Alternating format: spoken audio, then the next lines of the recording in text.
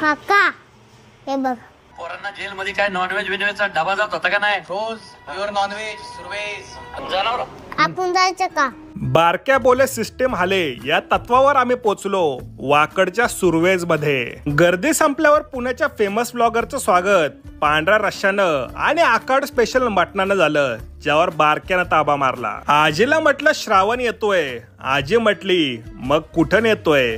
कमनीय कोंबडीवर वक्रदृष्टी पडताच छोटा पैलवान वाजला.